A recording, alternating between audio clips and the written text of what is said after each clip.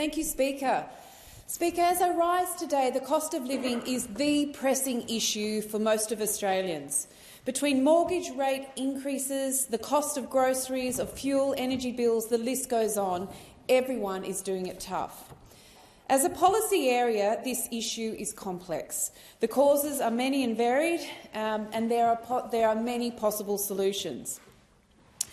But for one of those most significant pain points, electricity prices, there is an obvious solution. Not an easy one, but a very clear one. And today I will focus on this aspect of cost of living, and that is electricity prices. Households and businesses across Australia are currently paying way too much for energy because the majority of it is still generated from fossil fuels. The CSIRO and AEMO have categorically shown in their latest Gen Cost report that renewable energy is the cheapest form of energy, even after transmission and storage capacity have been factored in. Renewables are also expected to remain the lowest cost power source for decades to come. But Australia still gets 50% of our energy from old, unreliable coal-fired power plants, which increasingly are breaking down. The market operator has made it clear that coal power station breakdowns and rising coal prices are the main cause of skyrocketing electricity prices. The fact that the solution to the high energy bills and the solution to climate crisis are one and the same present a remarkable opportunity for Australia. Speaker, Australians want and demand cheap and reliable energy, and that means now, not in 20 or 30 or 40 years' time.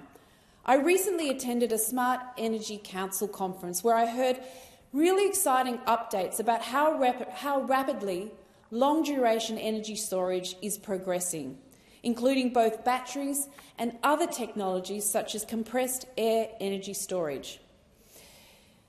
Also, very significantly, it was very exciting to hear how rapidly the price for batteries are coming down, getting cheaper and cheaper almost by the day. Australians know there is no time to waste on transitioning to clean, green energy. They voted for it at the last election, voting for non-party, climate-focused candidates in record numbers. They do expect action. They also understand there is an incredible economic opportunity on our doorstep, one Australia is uniquely placed to exploit. And that economic opportunity is clear and substantial. We have already seen a 25% additional renewable energy capacity added to our system this term in Parliament, taking the amount of electricity being generated by renewables to almost 40%.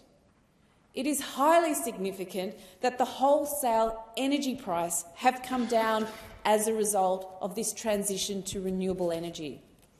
Over the course of the last year, the rapid growth in renewable energy generation slashed the wholesale cost of power in the national energy grid.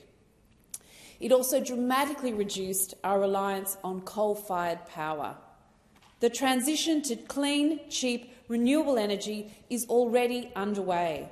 We have abundant natural resources in Australia. We have one of the sunniest and windiest continents on Earth. We have more than enough renewable resources which we can harness to meet our energy needs, and we have the space, and we know it is the cheapest form of energy.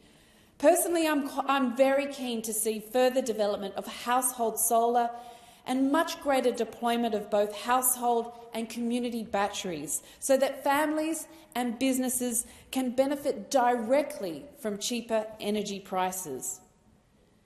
When each Australian business and household generate enough solar power to power themselves during the day and have battery capability to keep the lights on at night, energy bills will get lower and lower and hopefully one day even cease to exist.